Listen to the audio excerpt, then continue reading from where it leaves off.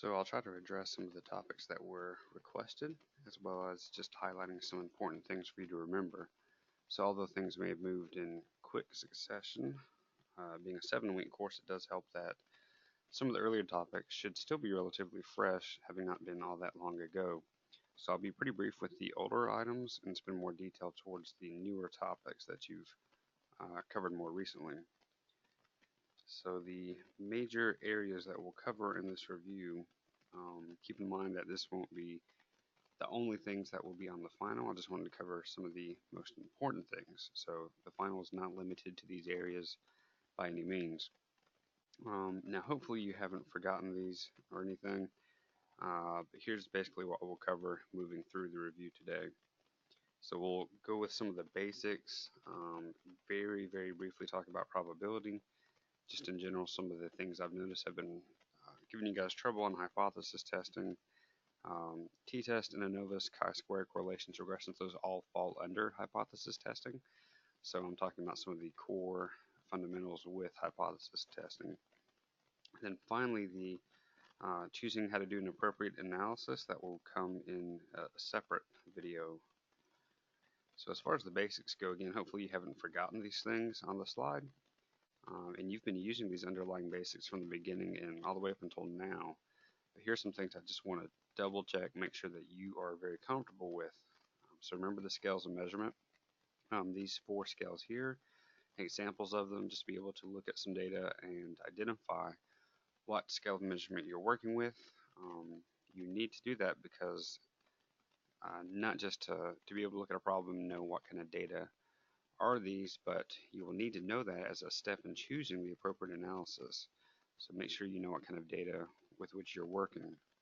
So formulas, you do not need to memorize any formulas, of course, so it'll be similar to what you have been doing, but make sure that you can use the formulas well. So throughout all the statistical tests you have learned, you have the formulas, but make sure that you're comfortable using them. Make sure you can rearrange them. For example, what if a formula has 3 parts to it? You're given 2 of them. Can you solve for that unknown part? So just be able to use those formulas comfortably. Z-score is the normal distribution. So Z in the normal distribution, that's a great name for a band, but Z itself may not seem all that basic. I think pretty much in every test you have been calculating Z, so you should be very familiar with it. But here, I mean, just remember where it comes from. Remember that really with Z, we're all just talking about some of the fundamentals regarding the normal distribution, so be comfortable with that as well. Remember what the normal distribution looks like, how you calculate Z. When you calculate Z, you're really just referring to a specific location along that normal distribution. As far as probability, like I said, this will be very brief. The take-home points, remember things like the independence of events, but also remember the rules when you are calculating joint probability. Specifically, remember the multiplicative rule and the additive rule. Just remember those key words. If you have 2 probabilities and the question says and, you want to know this and that, you multiply the 2 probabilities, whereas if it says or, you want to know the probability of this or that, then you add those 2 probabilities. So here are the basics of hypothesis testing that really important to get a hold of, but has also given several people problems, I think, throughout the course. So every statistical test you've learned falls under this umbrella of hypothesis testing, all those that we mentioned. So these are foundations and basics that apply to all statistical tests. So if you've been unclear on them, here's where you really need to focus your studying time or clarity. So what we'll discuss right now is going to be useful for all analyses, regardless of old or new or how complex it is. So as far as hypotheses go, I think some of the difficulty in the test, whether we're talking about t-tests, ANOVAs, or even the new stuff you've gotten, has been due to some confusion over the wording with these hypotheses.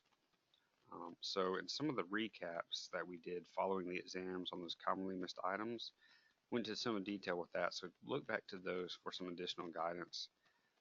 Don't just try to memorize the null hypothesis and the alternate hypothesis, what they are, but understand how they relate to your findings. So in other words, Be sure to get it straight that when you go through your test and you compare your obtained statistical value to some critical value, um, you reject the null hypothesis when p is less than 0.05. You fail to reject the null hypothesis when p is equal to or greater than 0.05. So I think here some people have been confused about what you're rejecting or what you're failing to reject. Again, that is all going to be in relation to the null hypothesis. Um, and I think there's also been some confusion over when you reject versus when you fail to reject. Really, I think the wording there is what's confusing you. Just go back to those examples where the null hypothesis is kind of this innocent until proven guilty analogy we've been using. So make sure you understand this in plain language. So here the null hypothesis is going to be innocence. It's the assumption. The assumption is nothing is there with all these tests. There is no difference between groups. There is no significance. You've done this test and there should be nothing going on. That's the null. And you are setting out to prove that null wrong. So that's where you come up with your alternate hypothesis. So if you find significance, your alternate hypothesis, which says proven guilty, that's what you're doing. So when you find p is less than 0.05, that means you found sufficient evidence to prove guilt in this analogy. So reasonable amount of proof. So p less than 0.05, you found enough evidence that there is guilt, so you reject that null hypothesis of innocent. If you don't find enough evidence in your statistical test, meaning p is equal to or greater than 0.05, then you fail to reject the assumption of innocence.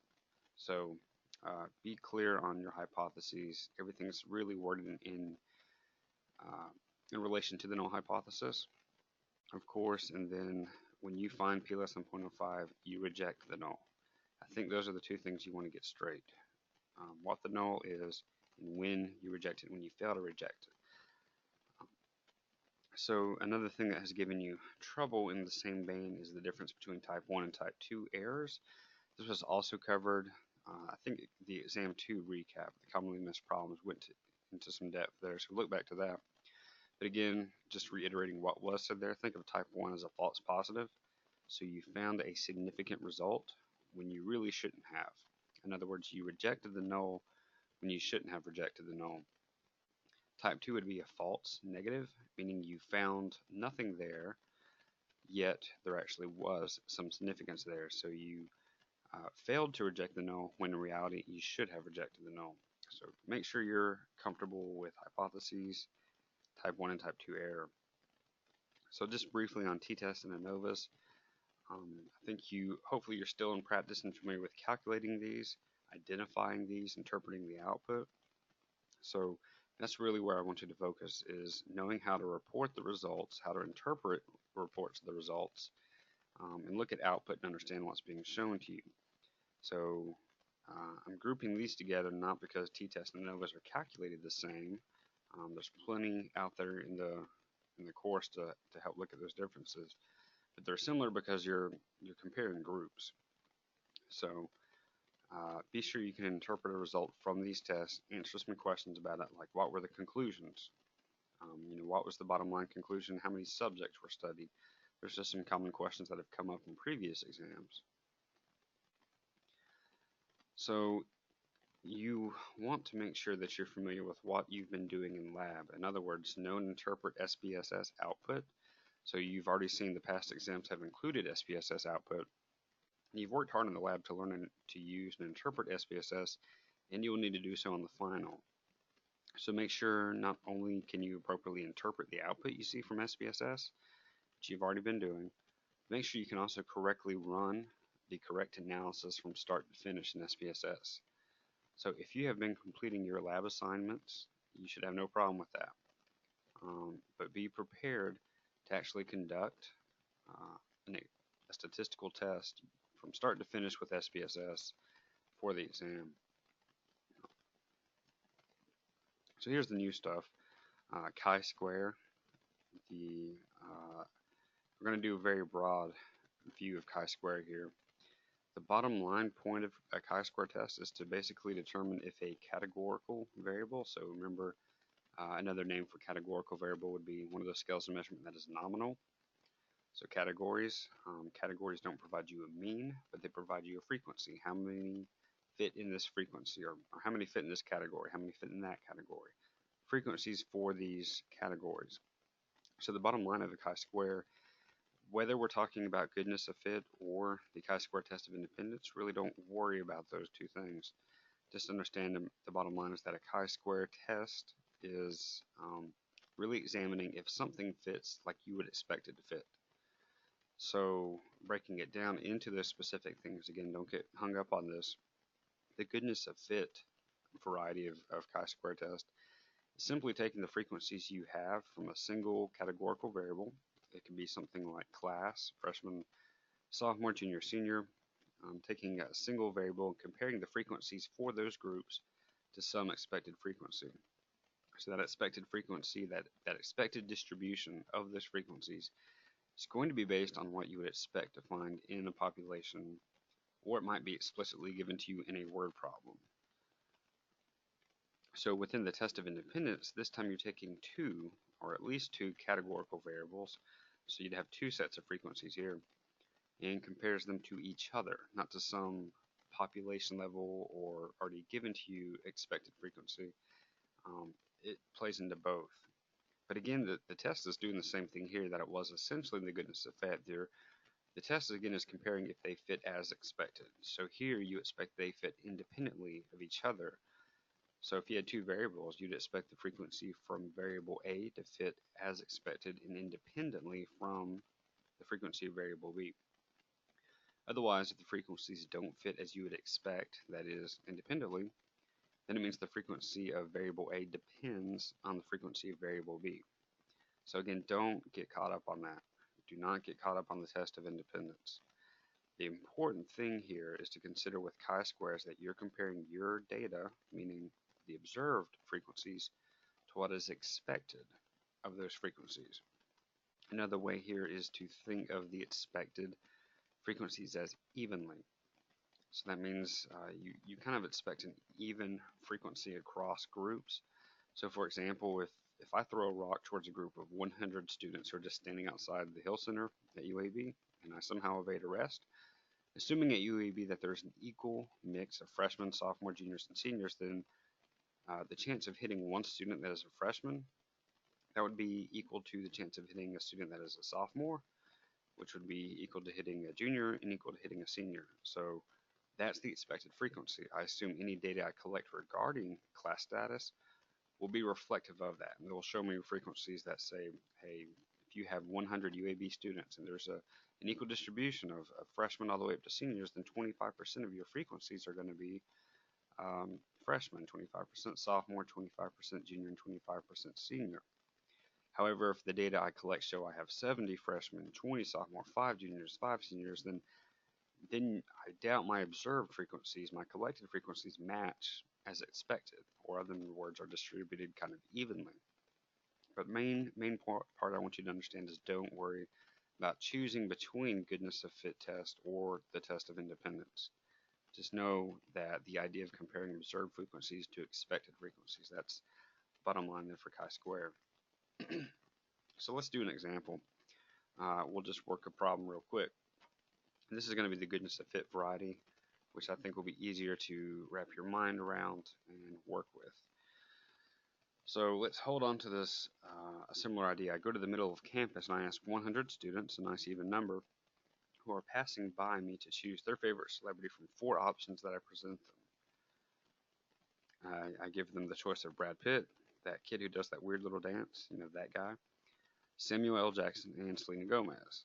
So I collect frequencies on how many students choose each star, and below are my data.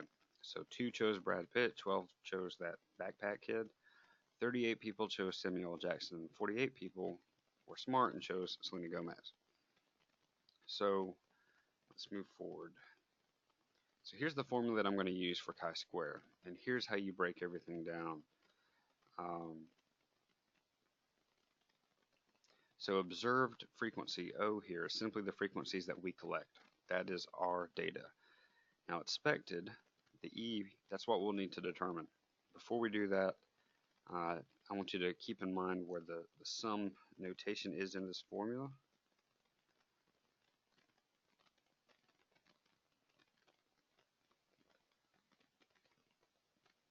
So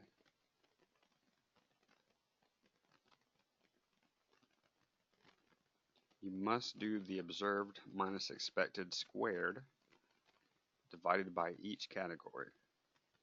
So you need to do this part first, and then you're going to add that together. That was displayed pretty clearly throughout the lecture, but you'll also see it again in this example that we do here. Again, you must do the observed minus expected squared divided by the expected for each category, or in our case here, that means for each celebrity. Then you add those four together. So with the information that we were given in that example, the expected frequencies are simply going to be that there's an equal chance of being chosen among those celebrities. So for our expected values, since we had 100 people, we expect again an even or equal distribution of these frequencies here. So we expect a quarter of people to choose Brad Pitt, a quarter of the people to choose the kid who does the weird dance, a quarter of the people to pick Samuel L. Jackson, and a quarter of the people to pick Selena Gomez.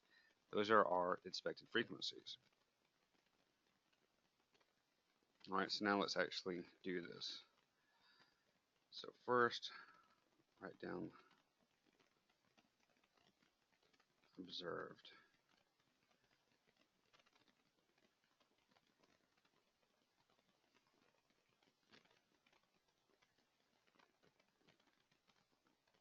And these came straight from the preceding slides.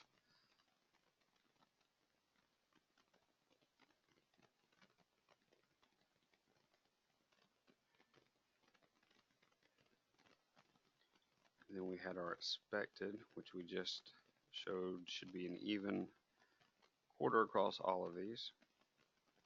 So we want to do observed minus expected for all of these.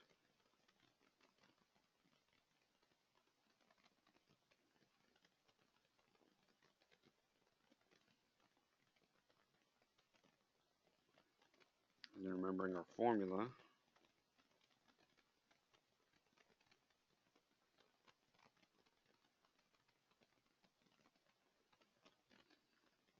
we're going to square this.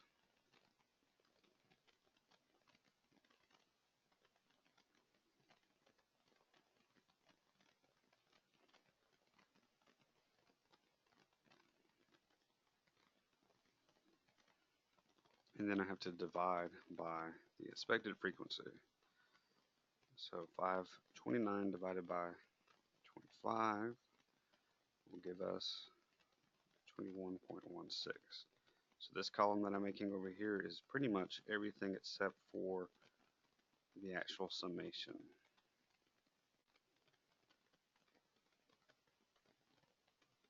And 69 divided by 25, 6.76, and then they pretty much repeat. It will not always work out to be that even. It just so happens here. So then, now we can add these all up. When we do, we get 55.84.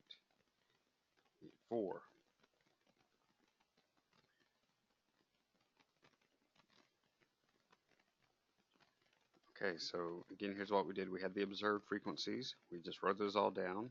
You can get those from the earlier slide. One for each category, or one row for each celebrity. Then we had the expected frequencies. We got the difference between the observed from the expected. Then we squared that value. And we divided that squared value by 25, which is the expected frequency. That gave us the last column. And then we were able to add them all up. So now that we have the value of chi-square, we need to look up the critical value. So first we need degrees of freedom, and here it is simply the number of categories minus 1. So in our case, our categories are the celebrities. So we had 4 celebrities. 4 minus 1 equals 3.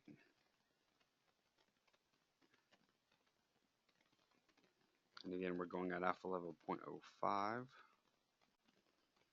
And so where those two columns match, 7.82. So our obtained chi-square is clearly larger, so we would reject the null hypothesis. Here's how to write that result.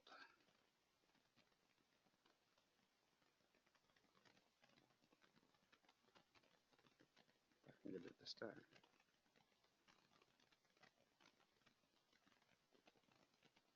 Cannot.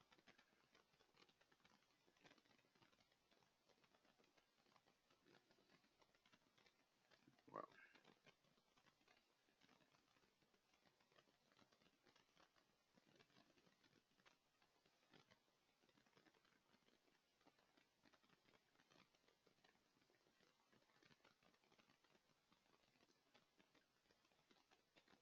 okay, so regressions, correlations, and regressions are related, whereas correlations are really pretty simple associations between continuous variables. They give no real causation. That is one of the most important things to take forward from this class, because you will hear it amazingly a lot. Correlation does not imply causation. Now regressions get closer to that causation aspect. So the number one word to latch onto with regressions is predict. With regressions, you're actually just building an equation that you can use so that if anyone were to toss out pretty much any value for what x is, you can plug that into your equation, and then you can predict what that resulting y would be. So obviously that's a pretty useful tool for a lot of fields, finance, economics. They use regressions all the time. It's even used in something like fantasy football. How can you predict the statistical performance for any given player? Don't worry about the nitty-gritty calculation details with regressions. The most important thing for you to understand is essentially that regressions are quantitative prediction tools. Get used to the word predict there. So now we're going to take a step back to look at correlations instead. Notice that we didn't focus too much on any calculations with regressions, just what they are. Now with correlations, these are some of the most common tests you will see in your psychology curriculum. You will read research papers as you move along, and you're going to see many correlations. It's almost like a basic step within a lot of research papers is at some point you're going to see a correlation in there. So again, there's simply associations between continuous variables, something like height and weight. So correlations, again, they essentially measure something that's called covariance, which basically tells you how one variable is going to change as the other variable changes. So how do they behave together? And this is quantified using Pearson's R, the correlation coefficient. And Pearson's R tells us two things. One, the magnitude, which is how strong the association between these two variables is, and then two, the direction. And you get that all from the sign. Now, correlations don't have a unit associated with them. It's just a pure numerical value. Let's look at a quick example of a couple of directions here. So again, if they have a negative value, that means they're a negative correlation. If they have a positive value, that means we have a positive correlation. And here's what they look like. So here's an example of a positive correlation. Here's what if you were to graph out a scatter plot. The Pearson's R might look like probably something like this.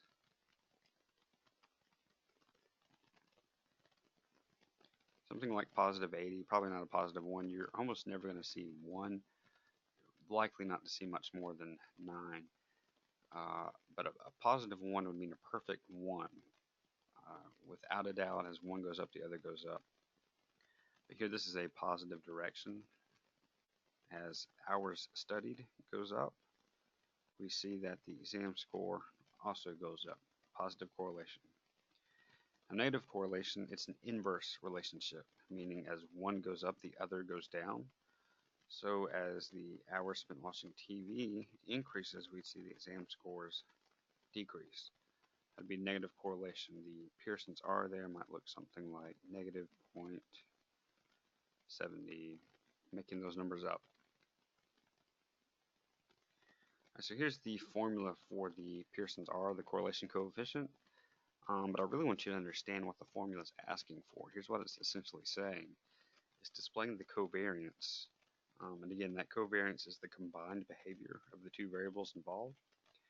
So it's displaying the covariance when accounting for each separate variable's variability, here measured by the standard deviation. So to calculate Pearson's R, first we actually need to calculate covariance. So the Pearson's R is always going to be a two-step process. So first you have to get the covariance, and there's the formula for covariance. You get the deviations for each x bar, or x minus x bar, and then y minus y bar. You get the deviations for each variable, you multiply them together, then you get the sum of those products. Then you're going to divide by the degrees of freedom. So again, here's where, keep an eye out where that sum part is. We'll go through an example here so you can see it pretty clearly. Now it does not matter which is x and which is y. Again, you could even say x1 and x2 instead of even including something denoting y. But this is where you really start to see that correlations differ from regressions. So the correlations, again, are associations between two continuous variables in no particular order. So which is x and which is y truly does not matter. Whereas something like regressions are a little more concrete. They say they're created to say x predicts y, and here's how x predicts y. So let's work out a full correlation using an example here. So something real straightforward, real basic. A researcher wants to know if height and weight are associated. The researcher gets the height in inches and weight in pounds from 9 individuals. And here are those data for height and weight. So as I work through this example, I'm going to refer to height as x and weight as y. Again, does not matter. We could call them one or the other, or whatever we want. But x will be referring to height, y to weight. So first we're going to calculate covariance. So I'm going to start with x and then do y. So starting with height, but I'm going to color code these so you can see exactly what's going on step by step. So for black, we're going to do x minus x bar. Let me just write them all down first. So again, these came straight from the previous slide where x is going to be the height for all 9 people, height in inches.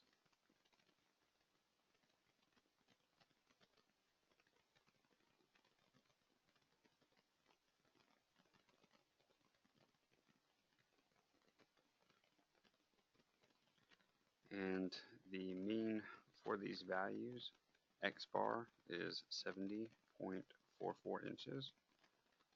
So again, there are really some multiple ways to conduct these calculations that you see from these formulas. I do them in the most broken down stepwise form because it might be the easiest if you ever struggle with math is to take the most tedious route. So I'm going to do just like we have been, something that looks very familiar, and calculate the difference between our actual data and the mean for those data.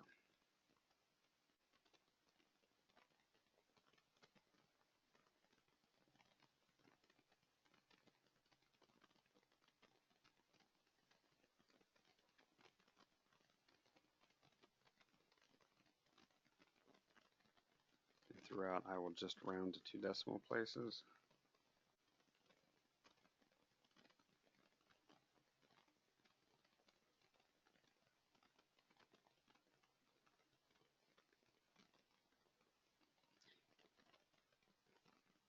Alright, so that is as far as I'm going to go for height. And then I'm going to do the same for y right now.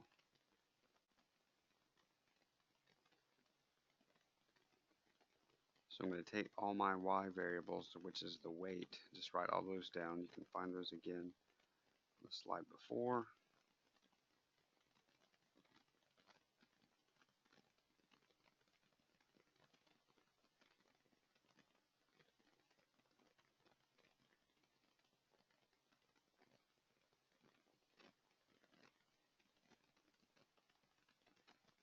going to subtract the y bar, or in other words, the average for the weight.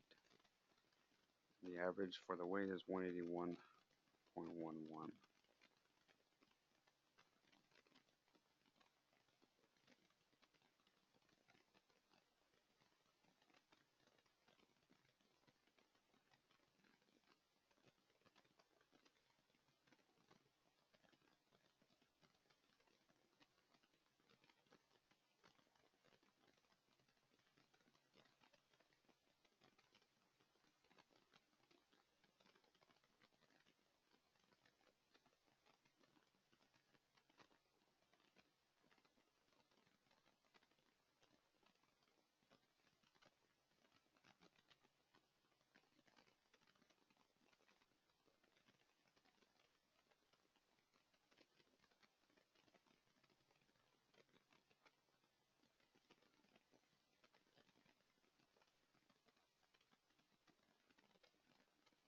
Okay, so now what I'm going to do, there are two things I want to hold on to.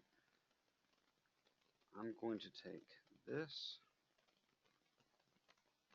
and this and multiply them together.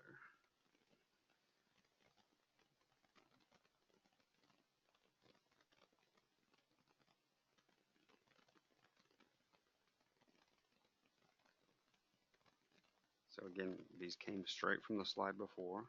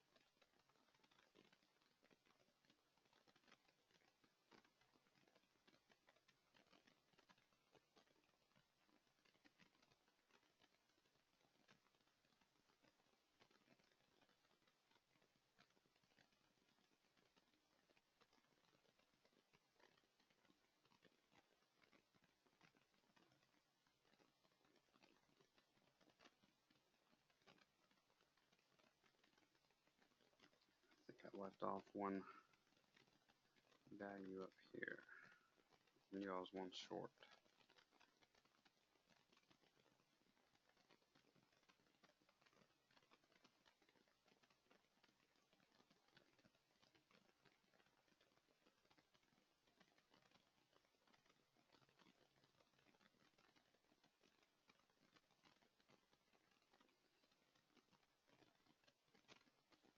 Alright, so now I'm going to multiply these two values together.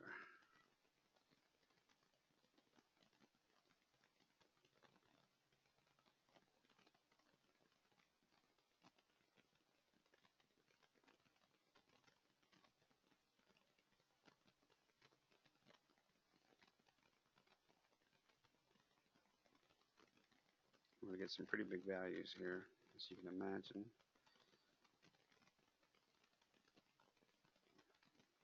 And then some not so big.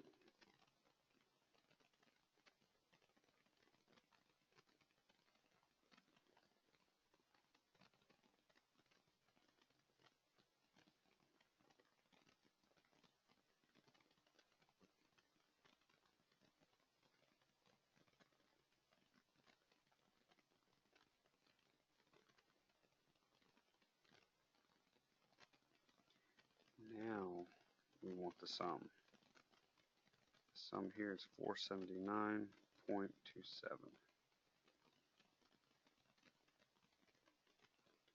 So going back to our formula for covariance between these two variables, covariance xy,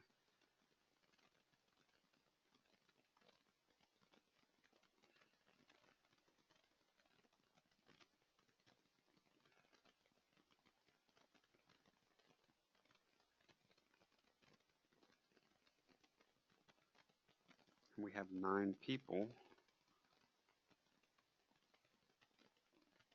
so that's going to turn into 8. So when we actually do that calculation, 479.27 divided by 8. Covariance for x and y is going to be 59.91.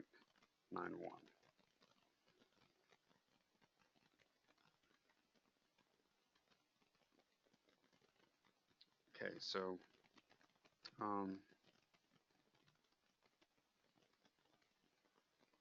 now, having just completed covariance, now we actually need to go back to get the denominator to calculate R. Just a reminder of the formula for R.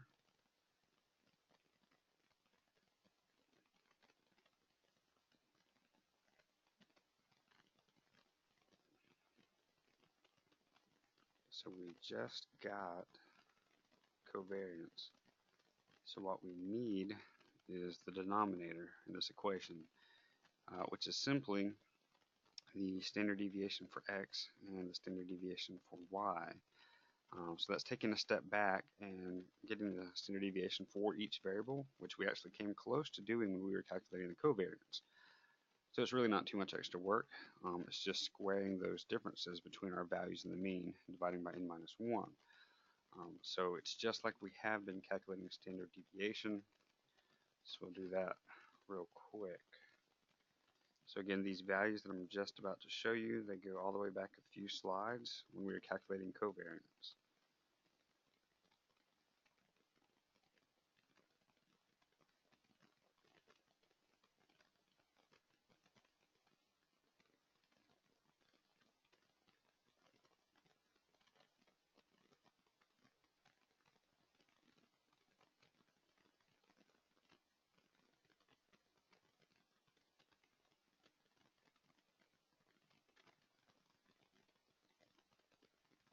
So now we need those differences squared. So we stopped before we got to this point, but now we need standard deviation, so we're going all the way to this point now. So I'm squaring those values for x, which is again height.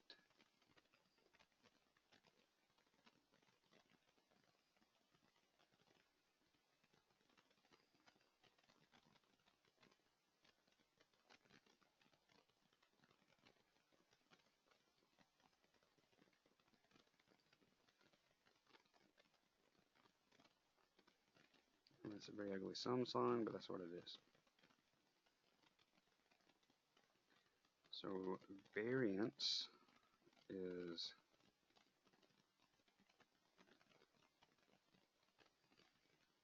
or in other words, since we have 9 people, 9 minus 1, it's 8.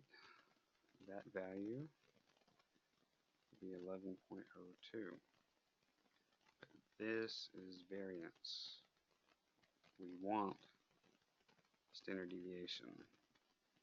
To get that standard deviation, we take the square root of variance.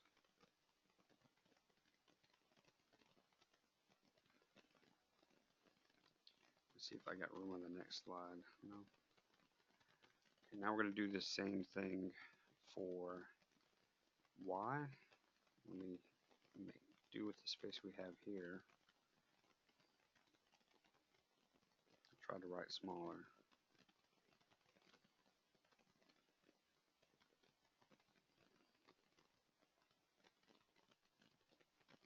Again, these were values we calculated a few slides ago.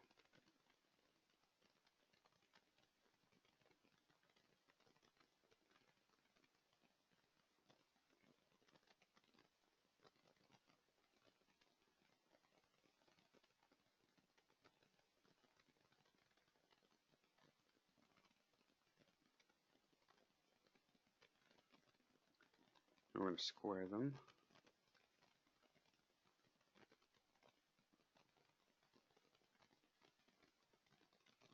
And these will be pretty big.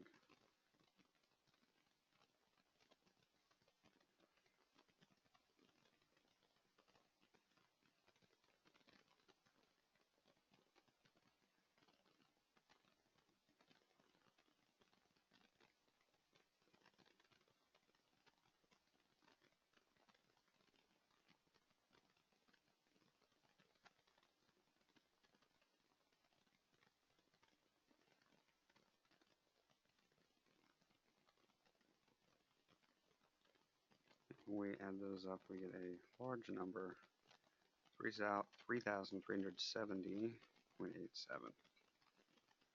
And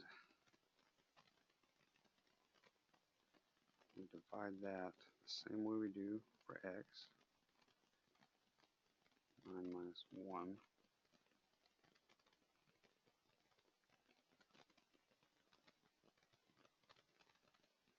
But we want the standard deviation, so we take the square root of that. So the standard deviation for y, 20.53. So now we have everything we need.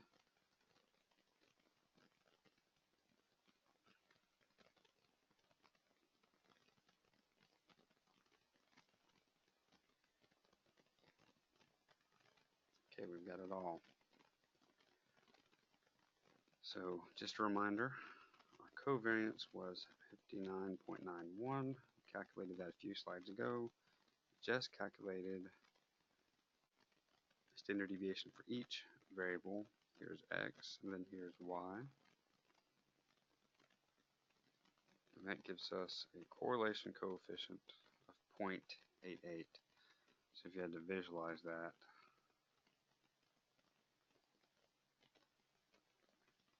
it's a pretty positive correlation there. So of course we need to look up the critical value. This one is a little different from others. We're not really fitting to a distribution like there is a z-distribution and t-distribution, which is approximately a z-distribution, f-distribution, and chi-square distribution. There's not really an r distribution. There is no correlation coefficient, standardized normal distribution that we compare value to. So in that sense it's different, but everything else we have pretty much the same. Degrees of freedom is going to be n minus 1. So we're looking at 8. Because remember we had 9 people. Minus 1 equals 8. And we're still going at the alpha 0.05 level. So any correlation coefficient larger than that would be enough to say we have a significant correlation.